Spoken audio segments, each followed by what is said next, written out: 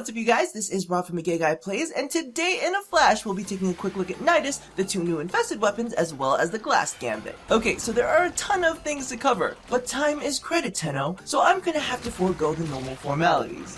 You would get that quote if you started playing the quest. So let's start off there. Nidus is available by completing the Glast Gambit quest, which can be started by speaking with Glast in the parent sequence center of the relays. Now, I haven't played it myself, but I am assuming that you'll be participating in the newly released index at some point. From our private Discord, it seems like they've made some good changes to the enemies inside, so definitely check it out, especially as there are two new mods available there. One for the Penta that tethers enemies to the grenades, and another one for the Flux Rifle that causes its status chance to fluctuate. Now, Nidus himself is actually pretty interesting. As we all know, he's got no shields, but a decent amount of health and armor. He also relies on a new mechanic called mutation. Stacks of mutation can empower certain abilities whilst act as fuels for others. Moving along, not only does his passive restore a small amount of health per second, but if you have 10 or more stacks of mutation, the stacks are consumed and he is healed for 50% of his max health and is granted 5 seconds of invulnerability. Now his first ability, Virulence, is a line AoE that adds a stack of mutation and restores a small amount of energy for each enemy struck. The second ability is Larva. This one creates a spawn that yanks everything inside of its infested mass. Note that this does no damage and will only pull in enemies that were in its range at the time it was cast. Also be aware that you cannot cast multiple instances of it or cancel it early.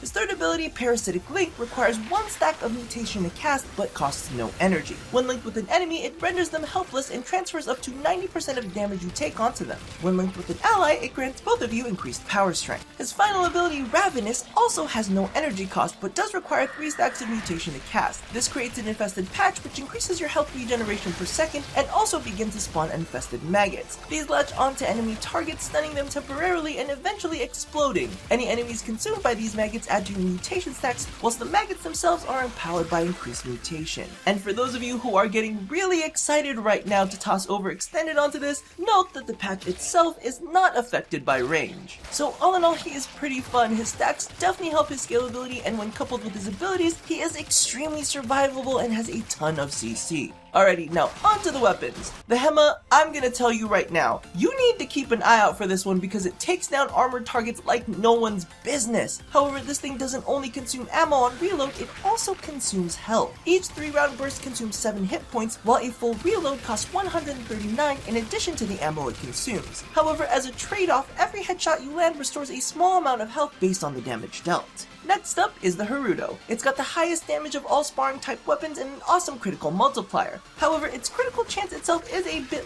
low, only sitting at 15%. The reason I'm focusing so much on its critical chance is the fact that it restores health whenever you score a critical hit. As far as I can see at the moment, it does seem to be a percent of the damage done, which I am very excited about. Also, it's nice to see a sparring weapon that's actually feasible for use. So all in all, I am loving the goodies that they dropped into our laps. However, I've got more testing and forming to do, as if you take a look here,